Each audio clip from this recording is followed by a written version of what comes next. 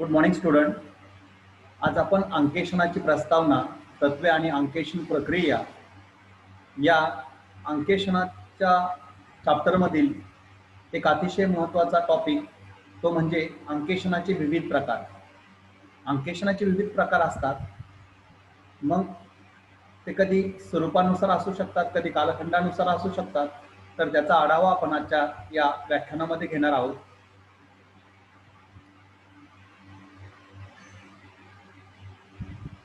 Okay, अंकेशनाचे विविध प्रकार अभ्यासत असताना त्या सर्व प्रकारांचं आपण 4 भागामध्ये विभागणी करणार आहोत. त्यामध्ये व्यवसायाच्या संघटन पद्धतीनुसार अंकेशनाचे प्रकार. जे काही अंकेशनाचे प्रकार असतील तर ते व्यवसायाचे जे काही संघटन पद्धती आहे, म्हणजे त्यांचा जो काही फॉर्म असेल त्या ठिकाणी कंपनी, सहकारी संस्था किंवा एकल व्यापारी असेल किंवा भागीदारी संस्था असेल, यानुसार अंकेशनाचे तिथे आपण प्रकार करणार आहोत आणि त्यानुसार कुठले कुठले प्रकार पडतात ते आपण बघणार आहोत. त्यानंतर अंकेशन स्वरूपानुसार अंकेशनाचे प्रकार या ठिकाणी आपण अभ्यासणार आहोत. म्हणजे इथे विस्तृत अंकेशन करायचं की थोडक्यात अंकेशन करायचं, तर त्याचं स्वरूप काय अंकेशनाचं यावरून आपण अंकेशनाच्या स्वरूपावरून अंकेशनाचे प्रकार अभ्यासणार आहोत. त्यानंतर कालखंडानुसार अंकेशनाचे प्रकार आपण त्या ठिकाणी अभ्यासणार आहोत. कुठल्या कालखंडात त्या ठिकाणी अंकेशन चालतं, म्हणजे तिथे वार्षिक अंकेशन चालतं, सतत अंकेशन चालतं की मध्यावधी अंकेशन चालतं, यानुसार आपण अंकेशनाचे प्रकार तिथे अभ्यासणार आहोत. त्यानंतर विशिष्ट उद्दिष्ट पुढे ठेवून केलेल्या अंकेशनाचे प्रकार. ते काही विशिष्ट उद्दिष्ट किंवा हेतूने अंकेशन केलं जातं. कुठलं तरी उद्दिष्ट साध्य करण्याचा हेतू तिथे असतो आणि त्या हेतूनेच त्या ठिकाणी अंकेशन केलं जातं. पर्पजफुली तेच अंकेशन त्या ठिकाणी केलं जातं. त्या प्रकारच्या अंकेशनाला आपण विशिष्ट उद्दिष्टे पुढे ठेवून केलेल्या अंकेशनाचे प्रकार असे म्हणतो. ते आपण 4थ्या भागामध्ये अभ्यासणार आहोत. मग सर्वप्रथम व्यवसायाच्या संघटन पद्धतीनुसार आपण अंकेशनाचे प्रकार अभ्यासू.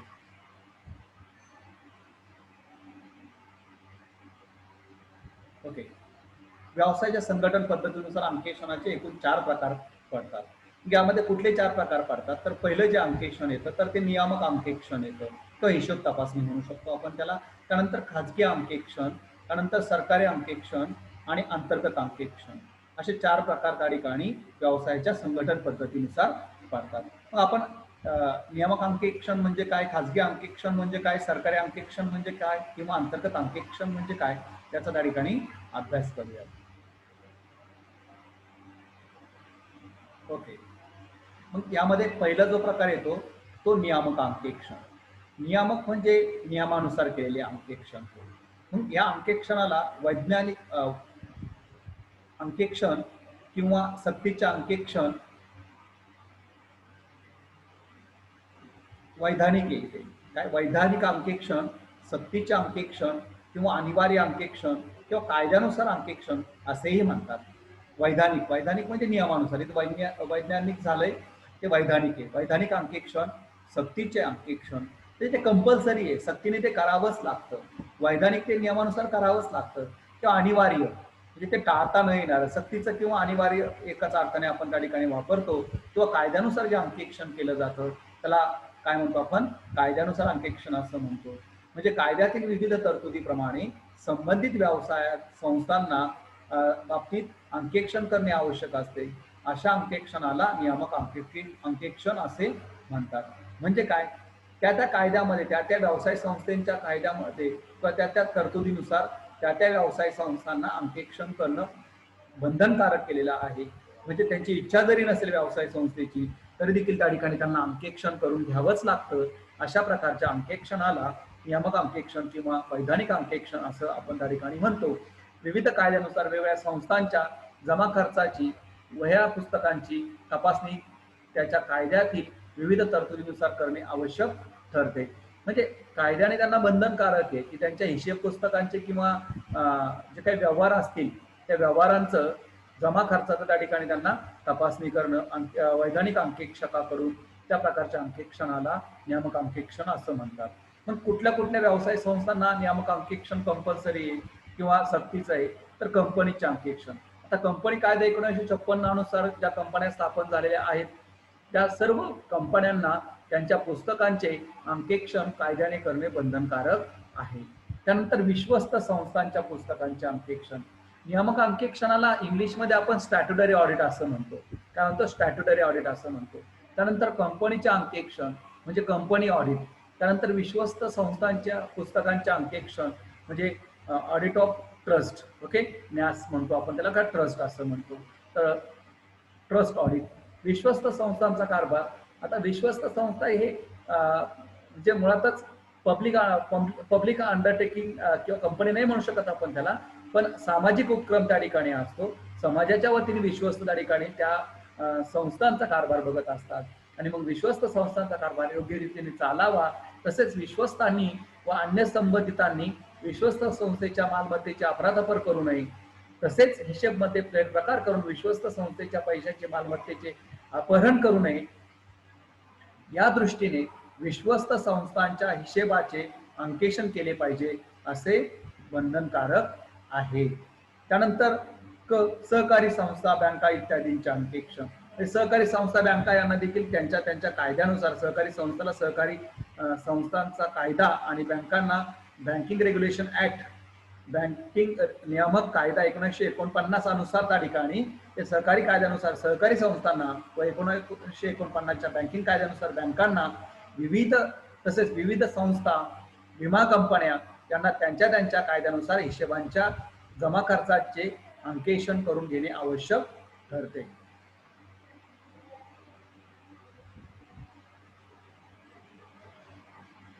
त्यानंतर दुसरा जो प्रकार येतो स्वरूपानुसार, त्यामध्ये खाजगी अंकेक्षण. आता ज्या व्यवसायांना कायद्याने अंकेक्षण करणं बंधनकारक केलेलं नाहीये, ते त्यांना अंकेक्षण करणं कायद्याने बंधनकारक नाहीये, परंतु आपल्या व्यवसायाचे हिशेब बरोबर चित्र दाखवतात की नाही, ट्रू अँड फेअर पिक्चर दाखवतात की नाही, त्यामध्ये काही चुका अफरातफरी तर झाल्या नाहीत ना, त्याचबरोबर आपला जो काही नफा आहे तो योग्य रीतीने दाखवला जातो का, आपली आर्थिक स्थिती व आपली सांपत्तिक स्थिती, तसेच त्या ठिकाणी नफा तोटा पत्रक हे योग्य पद्धतीने फिनान्शियल परफॉर्मन्स दाखवतं का, या उद्दिष्टाने काही व्यवसाय संस्था त्यांना बंधनकारक नसताना देखील त्यांच्या हिशेब पुस्तकांचे व जमा खर्चाचे काय करून घेतात, अंकेक्षण करून घेतात. त्या प्रकारच्या अंकेक्षणाला खाजगी अंकेक्षण असं म्हटलं जातं. पण कुठले कुठले व्यवसाय संस्था यामध्ये येतात? एकल व्यापारी, ते आपले जे दुकानदार वगैरे असतात, एकच व्यापारी म्हणतो आपण, एकल व्यापारी. ओके, एकल व्यापारी असेल, भागीदारी संस्था असतील, पार्टनरशिप फर्म, छोटे व्यावसायिक, स्मॉल बिझनेसमॅन, लॉयर, वकील, डॉक्टर्स, इंजिनियर्स इत्यादी जे काही व्यक्ती असतील त्या ठिकाणी त्यांचे छोट्या प्रमाणात लहान आकाराचे व्यवसाय असतात, ते काय करतात, खाजगी अंकेक्षण करून घेतात, स्वेच्छेने करून घेतात. त्यांना कोणत्याही कायद्याने बंधनकारक केलेलं असं नाही. त्यानंतर तिसरा जो प्रकार आहे नियामक अंकेक्षण, खाजगी अंकेक्षण. त्यानंतर तिसरा प्रकार सरकारी अंकेक्षण. आता हे सरकारी अंकेक्षण काय, आपण बघतो आपल्या आजूबाजूला देखील असंख्य सरकारी संस्था आहेत. म्हणजे जसं सरकारी शाळा असतील, सरकारी हॉस्पिटल असतील किंवा सरकारी कार्यालय असतील, त्या ठिकाणी देखील काय होतं, शासनाचा पैसा येत असतो. शासन त्या ठिकाणी ग्रँट्स देतं आणि त्या विभागामार्फत तो खर्च केला जातो. मग त्या विभागामध्ये त्याचा हिशोब बरोबर ठेवला आहेत का, त्यामध्ये काही लबाडी अफरातफर तर झाली नाही ना, त्या हिशोबामध्ये काही चूक तर झाली नाही ना, यासाठी सरकारी विभागाकडून, गव्हर्नमेंटकडून त्या सरकारी विभागांचं अंकेक्षण, त्या खात्यांचं, सरकारी खात्यांचं अंकेक्षण करून घेतलं जातं. त्या प्रकारच्या अंकेक्षणाला सरकारी अंकेक्षण असं म्हणतात. म्हणजे बघा, एखादा इथे आपण फॉर एक्झाम्पल असं म्हणूया, आपल्या कोपरगावमध्ये सिव्हिल हॉस्पिटल आहे, ते सरकारी दवाखाना आहे, तिथे मग पैसे येतात, त्यावर खर्च होतो, रुग्णांवर काही खरेदी होते, म्हणजे शासनाचा पैसा येतो आणि तो बरोबर हाताळला का, तो योग्य रीतीने वापरला का, यासाठी त्याचं जे अंकेक्षण केलं जाईल ते सरकारी अंकेक्षण असेल. आणि आपल्या कोपरगावमध्ये असंख्य काही प्रायव्हेट हॉस्पिटल आहेत वेगळे, बरोबर ना, भरपूर मोठे मोठे हॉस्पिटल्स आहेत, पण ते खाजगी डॉक्टरांचे आहेत. आता ते त्यांना कायद्याने बंधनकारक नाही अंकेक्षण करून घेणं, परंतु ते त्यांच्या सोयीसाठी ते अंकेक्षण करून घेणार आहेत, म्हणून त्या अंकेक्षणाला आपण खाजगी अंकेक्षण असं म्हणतो. ठीक आहे. मग आता केंद्र सरकार, राज्य सरकार तसेच विविध स्थानिक स्वराज्य संस्था यांच्या जमा खर्चाचे हिशेबांच्या पुस्तकांचे अंकेक्षण हे हिशेब व अंकेक्षण खात्यामार्फत केले जातात. There is one separate department to conduct this audit and this department is called the accounting and auditing department. ठीक आहे ना. तर त्या अकाउंटिंग अँड ऑडिट डिपार्टमेंट मार्फत ते अंकेक्षण केलं जातं. आणि ह्या डिपार्टमेंटचा जो काही भारताच्या सर्वोच्च स्थानिक जो काही अधिकारी असेल त्या खात्याच्या प्रमुखाला कॉम्प्ट्रोलर अँड ऑडिटर जनरल हा सर्वोच्च अधिकारी असतो. त्या खात्याचा सर्वोच्च अधिकाऱ्याचं नाव काय? Comptroller and auditor general. या अंकेक्षणाचे उद्देश सरकारी पैशाचा, सार्वजनिक मालमत्तेचा दुरुपयोग केला जात नाही ना हे पाहणे असते. तर ह्या उद्देशाने सरकारी अंकेक्षण हे केले जाते. त्यानंतर चौथा प्रकार अंकेक्षणाचा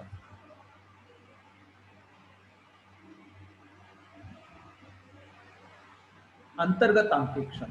त्याला इंटरनल ऑडिट असं म्हणतात. खाजगी अंकेक्षणाला प्रायव्हेट ऑडिट म्हणतात. सरकारी अंकेक्षणाला गव्हर्नमेंट ऑडिट असं म्हणतात. आणि अंतर्गत अंकेक्षण म्हणजे internal audit. Okay. Internal audit म्हणजे काय? म्हणजे जे काही आपण इन जनरल अंकेक्षण बघतो की बाहेरचा एक अंकेक्षक जो त्या ठिकाणी त्याने पदवी धारण केलेली आहे, अर्हता धारण केलेली आहे अशा व्यक्तीमार्फत आपण अंकेक्षण करत असतो. परंतु व्यवसाय संस्था स्वतःच्या सोयीसाठी एक पगारी व्यक्ती त्या ठिकाणी अंकेक्षक म्हणून नेमते, म्हणजे नोकर नेमते अंकेक्षक म्हणून. आणि तो ती व्यक्ती काय करते? वर्षभर व्यवसाय संस्थेमध्ये जे हिशेब लिहून काढले जातात त्या हिशेबांची तपासणी करत असते. म्हणजे हिशेब खात्यातील इतर कर्मचाऱ्याप्रमाणेच तो एक कर्मचारी त्या ठिकाणी असतो.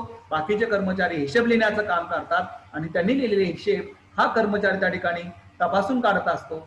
तो त्याचा अहवाल तयार करत नाही. मात्र अहवाल तयार करण्याची गरज नाही, जरुरी नाही, परंतु तो त्याचं रिपोर्टिंग व्यवस्थापनाला करत असतो. त्याला जे जे आढळतं, ज्या ज्या चुका होत असतील त्या दुरुस्त करण्याचा प्रयत्न करतो.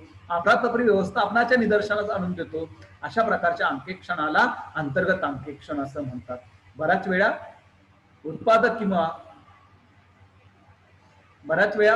किंवा व्यावसायिक संस्था पगारी सेवकांचे अंकेक्षक म्हणून नेमणूक करतात. असे पगारी अंकेक्षक त्या संस्थेच्या पुस्तकांचे व जमा खर्चाचे अंकेक्षण करतात व त्यातील चुका, लबाडी, अफरातफरी, अनियमितता, त्रुटी इत्यादी शोधून काढतात. पाठवा झाले. अशा अंकेक्षकांनी केलेल्या अंकेक्षणाला अंतर्गत अंकेक्षण असे म्हणतात. कुठलीही व्यवसाय संस्था असे अंकेक्षण करून घेऊ शकतात किंवा मोठ्या प्रकारच्या ज्या काही व्यवसाय संस्था असतील त्या अशा प्रकारचं अंकेक्षण तिथे करून घेत असतात.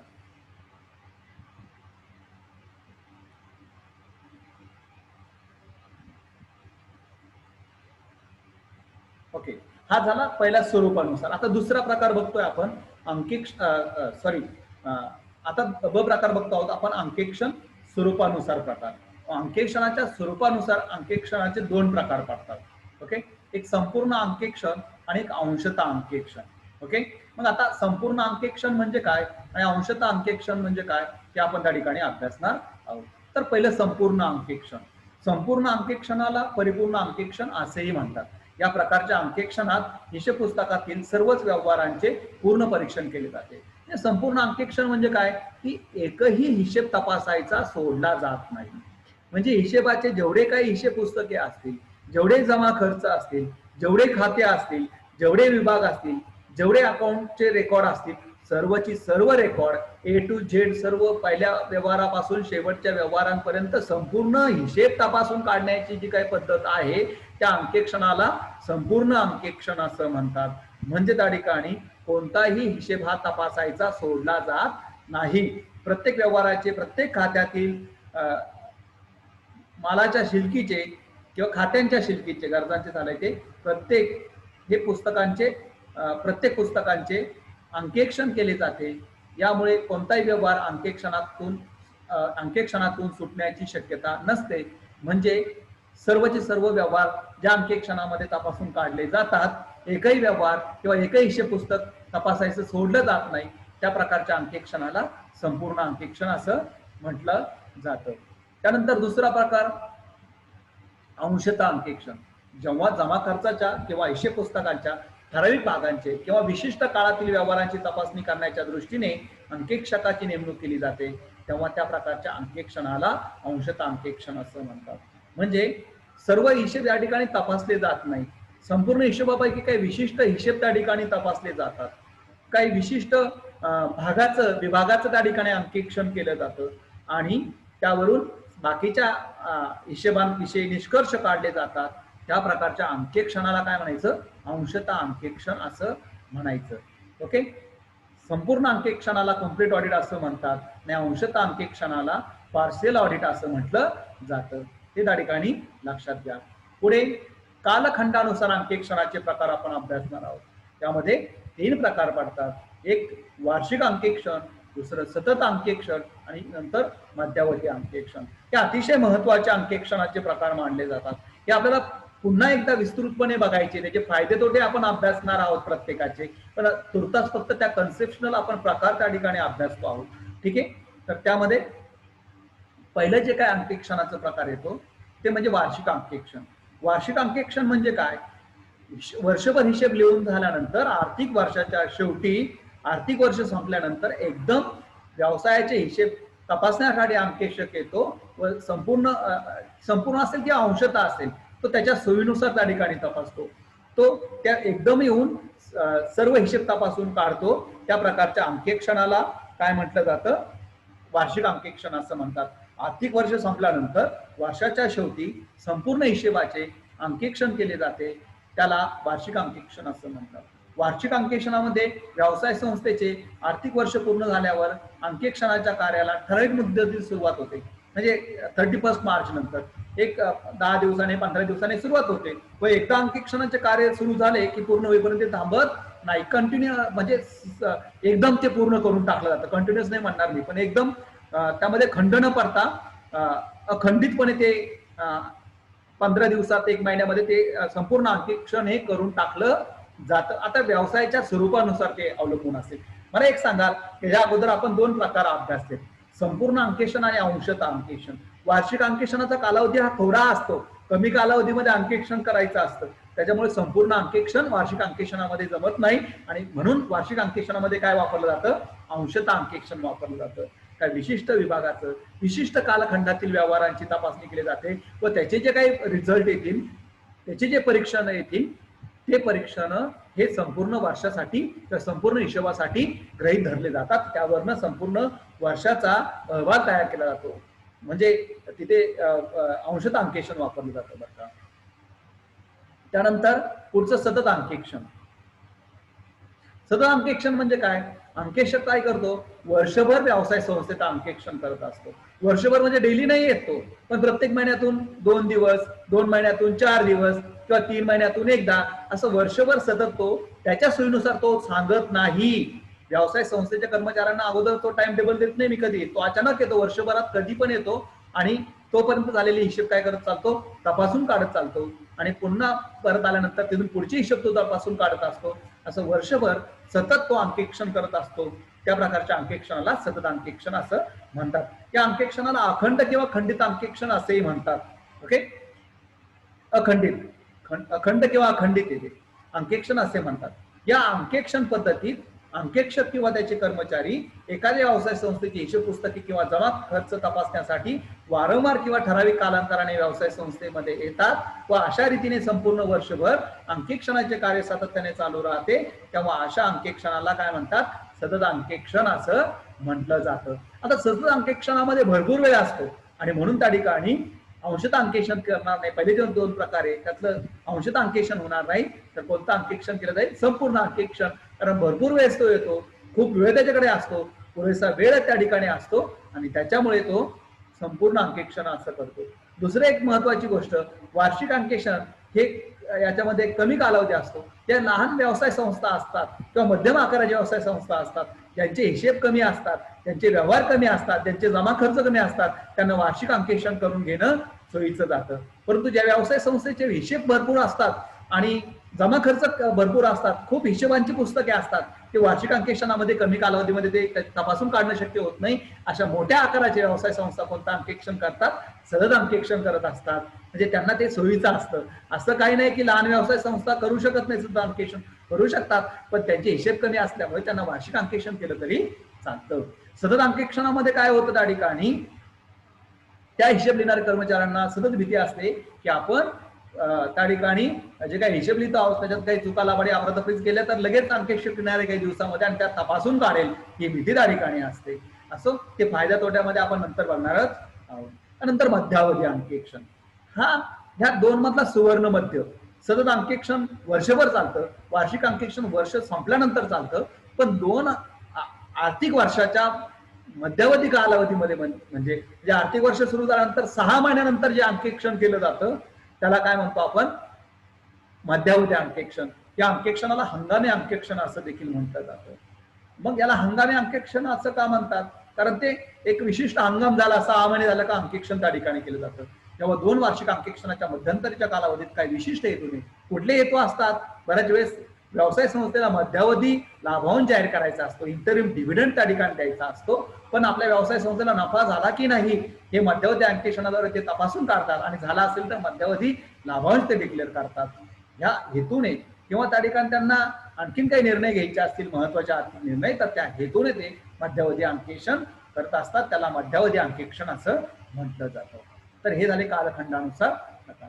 आता इतर जे प्रकार आहेत गरजेनुसार किंवा विशिष्ट उद्दिष्टाने केलेले अंकेक्षण, त्याच्यामध्ये हे प्रकार येतात. हे तर खरे हे बघितलं तर आता नवीन निघालेले प्रकार आहेत त्या ठिकाणी. नवीन म्हणजे आता भरपूर दिवस झाले, पण जे पूर्वी अंकेक्षण केलं जायचं त्याच्यामध्ये मात्र काय व्हायचं? हे असे विशिष्ट हेतू ठेवून त्या ठिकाणी अंकेक्षण केलं जायचं नाही, तर त्या ठिकाणी व्यवसायातील किंवा व्यवहारातील लबाडी अफरातफरी किंवा चुका शोधून काढण्याच्या दृष्टीने ते अंकेक्षण केलं जायचं. मग आता इथे काय होतं त्या ठिकाणी बघा, विशिष्ट उद्दिष्टाने केलेल्या अंकेक्षणामध्ये पहिलं रोख खात्यांचे अंकेक्षण, कॅश बुक ऑडिट. बघा, पाठीमागे आपण जे 3 प्रकार अभ्यासले त्या 3 प्रकारामध्ये पहिलं आपण वार्षिक अंकेक्षण म्हणजे त्याला अॅन्युअल ऑडिट असं म्हणतात बघा, इंग्लिशमध्ये टर्मिनॉलॉजी लक्षात घ्या, अॅन्युअल ऑडिट. त्यानंतर सतत अंकेक्षण, त्याला आपण कंटिन्युअस ऑडिट असं म्हणतो. काय म्हणतो? Continuous audit. त्याच्यानंतर पुढचा जो प्रकार बघितला तो प्रकार कोणता होता? मध्यावधी अंकेक्षण. त्याला इंटरिम ऑडिट असं म्हणतात. काय म्हणतात? इंटरिम ऑडिट असं म्हणतात. रोख खात्याचे अंकेक्षण म्हणजे कॅशबुक ऑडिट. कॅशबुक ऑडिट रोख खात्यांचं म्हणजे व्यवसाय संस्थेमध्ये जे काही पैसे जमा होतात किंवा पैसे दिले जातात ते जे काही खातं आहे त्याला आपण रोख खातं म्हणतो, त्याचं अंकेक्षण. ताळेबंदाचं अंकेक्षण म्हणजे बॅलन्स शीट ऑडिट, विस्तृत अंकेक्षण, डिटेल ऑडिट, परिव्ययी अंकेक्षण, कॉस्ट ऑडिट, संयुक्त अंकेक्षण, जॉईंट ऑडिट, त्याच्यानंतर योग्यता अंकेक्षण, त्याच्यानंतर खास अंकेक्षण आणि कर अंकेक्षण, स्पेशल ऑडिट, टॅक्स ऑडिट. हे त्या ठिकाणी अंकेक्षणाचे पुढील प्रकार पडतात. मग आपण 1 बाय 1 त्या ठिकाणी अभ्यास करू. पहिलं रोख खात्याचं अंकेक्षण. रोख खात्याचं अंकेक्षण म्हणजे काय? जेव्हा एखादी व्यवसाय संस्था विशिष्ट कालावधीत झालेल्या व्यवहारांची किंवा रोख विभागाच्या खात्यांची तपासणी करण्याच्या उद्देशाने अंकेक्षकाची नियुक्ती करून अंकेक्षण करून घेते किंवा अंकेक्षण करते, तेव्हा त्याला रोख खात्याचे अंकेक्षण असं म्हणतात. म्हणजे फक्त रोख खात्याचं बाकीचा हिशेब पाहिला जात नाही. उधारीचे खाते, खरेदी account, purchase account, sales account यांचं काही घेणं देणं नाही. फक्त काय? रोखीचे व्यवहार, बरोबर ना?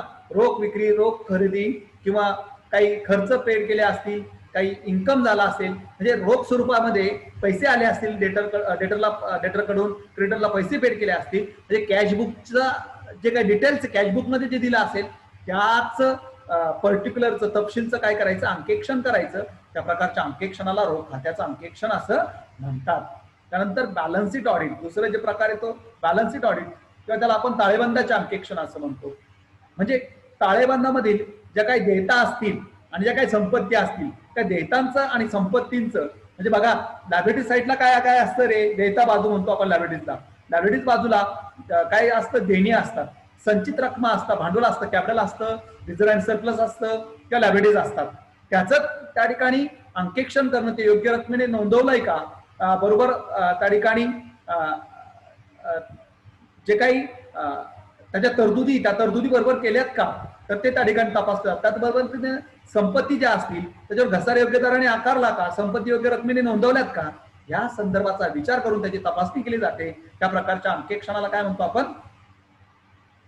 ताळेबंदाचा अंकेक्षण असं म्हणतो. त्यानंतर पुढचा जो प्रकार आहे विस्तृत अंकेक्षण.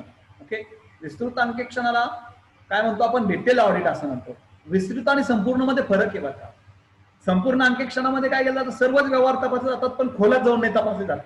सर्वच व्यवहार तपासायचे असल्यामुळे वेळ पुरत नाही आणि त्याच्यामुळे वरवर व्यवहार तपासले जातात. विस्तृत मध्ये डिटेल ऑडिट होतं. म्हणजे काय? सर्वच व्यवहार घ्यायचे नाही त्यापैकी, म्हणजे जसं अंशतः अंकेक्षणामध्ये आपण काही विशिष्ट व्यवहार घेतो, तसं विस्तृत अंकेक्षणामध्ये ठराविक व्यवहारांची तपासणी करायची, विशिष्ट जमा खर्चांची तपासणी करायची, निवडक व्यवहारांची तपासणी करायची, पण ती सखोल व संपूर्णपणे खोलवर जाऊन तपासणी करायची, अतिशय सूक्ष्मपणे, अतिशय बारकावे त्यामध्ये लक्षात घेऊन त्याची तपासणी करायची. त्या प्रकारच्या अंकेक्षणाला काय म्हणतो आपण? विस्तृत अंकेक्षण असं म्हटलं जातं. परिव्यय अंकेक्षण, कॉस्ट ऑडिट म्हणतो आपण त्याला. काय म्हणतो? कॉस्ट ऑडिट असं म्हणतो. कॉस्ट ऑडिट म्हणजे काय? कॉस्ट ऑडिट याला उत्पादन खर्च अंकेक्षण असं म्हणतात. कॉस्टिंगचा ऑडिट, कॉस्ट ऑडिट, कॉस्टिंगचा हा जो पार्ट आहे, कॉस्ट अकाउंटिंगचा जो डेटा आहे, परिव्यय, ठीक आहे ना. तर त्या तुम्ही कॉस्टिंग हा विषय शिकता. कॉस्टिंग मध्ये काय होतं की जे काही ओव्हरहेड्स आहेत किंवा जे काही एक्सपेंडिचर आहे त्याचा हिशोब त्या ठिकाणी कॅल्क्युलेट केला जातो. पण बघा तुमचं कॉस्ट शीट तुमच्या डोळ्यासमोर आणा. कॉस्ट शीट मध्ये काय काय आहे रे? कॉस्ट शीट मध्ये तुम्ही वेगळ्या कॉस्ट घेत असतात. म्हणजे SY BCom ला तुम्ही कॉस्ट अकाउंटिंग शिकलेला आहात, पण तिथे बघा बरं कॉस्ट शीट मध्ये तुम्ही काय कॅल्क्युलेट केलं होतं? पहिलं direct material, direct labour, direct expenditure हे त्या ठिकाणी घेतलं तुम्ही. म्हणजे सुरुवातीला डायरेक्ट मटेरियल वगैरे घेऊन ओपनिंग स्टॉक, त्याच्यामध्ये ऍड परचेसेस वगैरे करून, त्यातून क्लोजिंग स्टॉक लेस करून हे तुम्ही कॉस्ट ऑफ मटेरियल कॅल्क्युलेट केलं. त्याच्यामध्ये तुम्ही काय केलं? Add direct material calculate, direct labour add केलं, डायरेक्ट एक्सपेन्सेस ऍड केलं, प्राइम कॉस्ट ऍड केली. प्राइम कॉस्ट मध्ये तुम्ही ऍड केलं काय? ऍड केलं रे? फॅक्टरी ओव्हरहेड ऍड केले, म्हणजे फॅक्टरी कॉस्ट कॅल्क्युलेट केली. त्याच्यानंतर तुम्ही प्रोडक्शन ओव्हरहेड ऍड केले. त्याच्यामध्ये काय? प्रोडक्शन ओव्हरहेड ऍड केल्यानंतर तिथे तुमची वर्क कॉस्ट कॅल्क्युलेट झाली. काय कॅल्क्युलेट झाली? वर्क कॉस्ट कॅल्क्युलेट झाली. आणि वर्क कॉस्ट कॅल्क्युलेट झाल्यानंतर तुम्ही त्याच्यामध्ये बघा सेलिंग अँड डिस्ट्रीब्युशन, म्हणजे production and administrative expenses add केल्यानंतर तुमची वर्क कॉस्ट आली. त्याच्यानंतर तुम्ही selling and distribution overhead add केले. त्याच्यानंतर तुमचा कॉस्ट ऑफ गुड्स सोल्ड आला, म्हणजे ती वस्तू तयार करायला किती खर्च आला, तुम्ही ऍड प्रॉफिट केला. आणि प्रॉफिट केल्यानंतर तुमची सेलिंग प्राइस तुम्ही कॅल्क्युलेट केली. मग पर युनिट कॅल्क्युलेट केली असेल, टोटल कॅल्क्युलेट केली असेल. लेबर चॅप्टर मध्ये तुम्ही बघा लेबरचं कॅल्क्युलेशन केलं असेल, त्याचं time rate system, wage rate system, बरोबर ना, हल्से प्लॅन, रोवर प्लॅन ते कॅल्क्युलेट केलं असेल. टाइम किपिंग केलं, टाइम बुकिंग केलं. त्याच्यानंतर मटेरियल चॅप्टर मध्ये तुम्ही काय तिथे तिथे स्टोर लेजर कॅल्क्युलेट केलं, लिपो मेथडने, बरोबर ना. सिंपल ऍव्हरेज, वेटेड ऍव्हरेज मेथडने त्या ठिकाणी तुम्ही कॅल्क्युलेट केलं. लेबर टर्नओव्हर तुम्ही त्या ठिकाणी कॅल्क्युलेट केला, बरोबर ना. हे कॉस्टिंग मध्ये तुम्ही जे काही परिव्यय शिकलेला आहात, वेगळे कॉस्ट तुम्ही शिकलेले आहात, त्या कॉस्ट बरोबर असाइन केल्यात का? कारण त्या ठिकाणी ते ऑब्जेक्टिव्ह अटेन होतात का? कॉस्ट अकाउंटिंगचं ऑब्जेक्टिव्ह काय रे? Minimising the cost of the product, reducing the cost of product, वस्तूची किंमत कमी करणं आणि improve the quality of product, म्हणजे प्रोडक्टची क्वालिटी इम्प्रूव्ह करणं. हे दोन ऑब्जेक्टिव्ह त्या ठिकाणी साध्य होतात का? या दृष्टिकोनातून त्या खात्यांचं, त्या कॉस्टचं ऑडिट करणं, याला आपण काय म्हणतो? परिव्यय अंकेक्षण असं म्हणतो. ज्या व्यवसाय संस्था, व्यवसायात उत्पादन मोठ्या प्रमाणावर केले जाते, तो उत्पादन खर्चही मोठा असतो, त्या व्यवसायात उत्पादन खर्च व त्या संदर्भातील नोंदी ठेवल्या आहेत का याची खातरजमा करण्यासाठी अंकेक्षण केले जाते. त्याला परिव्यय अंकेक्षण असं म्हणतात. उत्पादन खर्चावर नियंत्रण ठेवण्यासाठी अंकेक्षण केलं जातं. संयुक्त अंकेक्षण, जॉईंट ऑडिट, ज्यावेळेस खूप मोठ्या व्यवसाय संस्था असतात त्यावेळेस एका अंकेक्षकाकडून ते होत नाही, आणि त्याच्यामुळे मात्र तिथे काय केलं जातं? एकापेक्षा जास्त अंकेक्षकाची नेमणूक केली जाते. दोन अंकेक्षक संस्थांची नेमणूक त्या ठिकाणी केली जाते, किंवा दोन अंकेक्षकाची दोन किंवा दोनपेक्षा जास्त अंकेक्षकाची नियुक्ती केली जाते आणि त्यांच्याकडून अंकेक्षण करून घेतलं जातं. त्याला काय म्हणतो आपण? संयुक्त अंकेक्षण असं म्हणतात, जॉईंट ऑडिट असं म्हणतात. मोठ्या व्यवसाय संस्था आपल्या जमा खर्चाचे असे अंकेक्षण करून घेत असतात. त्यानंतर पुढचं अंकेक्षणाचा प्रकार योग्यता अंकेक्षण, त्याला शिष्टाचार अंकेक्षण किंवा उपयुक्तता अंकेक्षण असंही त्या ठिकाणी म्हटलं जातं. ही संकल्पना सरकारी किंवा सार्वजनिक उपक्रमांच्या बाबतीत वापरली जाते. सरकारी पैसा योग्य ठिकाणी वापरला का? योग्य प्रकारे वापरला का? यासाठी जे अंकेक्षण केलं जातं त्याला योग्यता अंकेक्षण असं म्हणतात. योग्य ठिकाणी म्हणजे काय, योग्य तोच खर्च त्या ठिकाणी केला पाहिजे, बरोबर ना, योग्य तोच खर्च त्या ठिकाणी केला पाहिजे, अनावश्यक खर्च तर त्या ठिकाणी होत नाही ना, हे त्या ठिकाणी तपासलं जातं. योग्यता अंकेक्षणामध्ये सार्वजनिक हिताच्या दृष्टीने निर्णय घेऊन जमा खर्च वया पुस्तकांचे हिशेबांच्या पुस्तके ठेवण्यात आलेले आहे का किंवा नाही, ही याबाबतची तपासणी केली जाते. म्हणजे हिशोब बरोबर ठेवले आहेत का, योग्य ठिकाणी खर्च केला आहेत का, या दृष्टिकोनातून ते अंकेक्षण केलं जातं.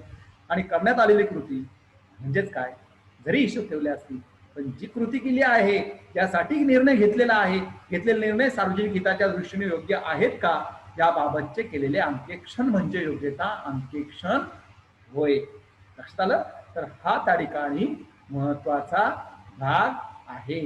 म्हणजे काय, त्या ठिकाणी सरकारी हॉस्पिटलला ग्रँट आले असेल, आता त्यातून काय तो खर्च केलाय, ओके, खर्च केला, बरोबर खर्च केलाय, म्हणजे खर्च बरोबर केला त्याची पावती आहे. खर्च काय केला, डॉक्टरांना 4 व्हीलर गाडी घेतली.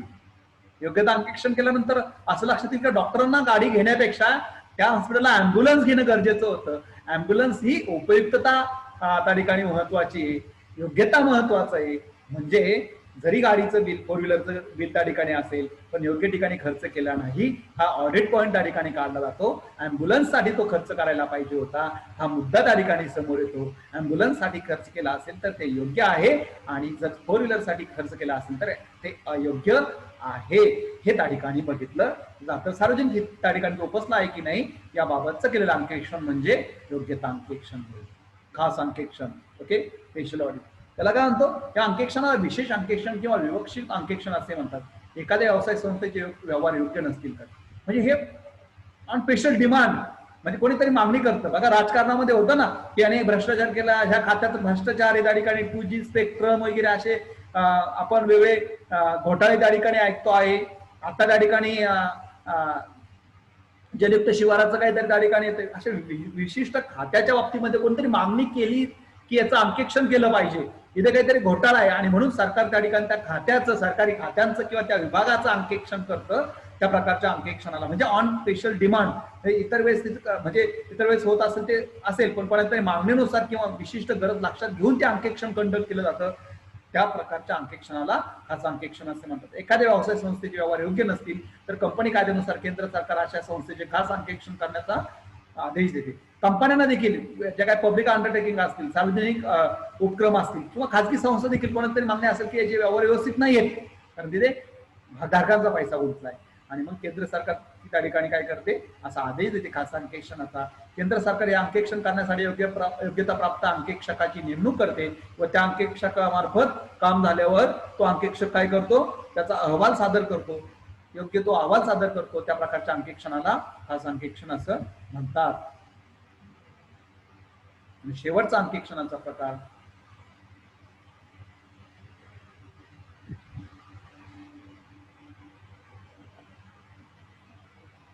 कर अंकेक्षण. कोणतं अंकेक्षण, कर अंकेक्षण. Tax audit.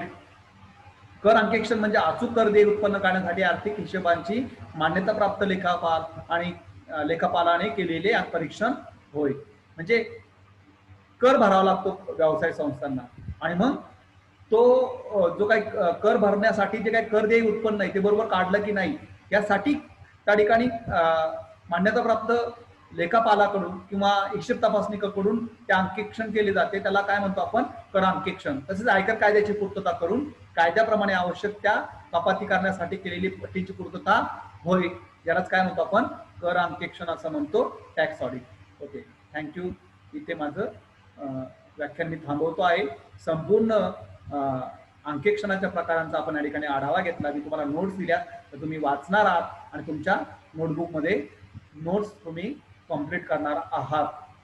Okay, thank you. इथे आपण थांबतो आहोत.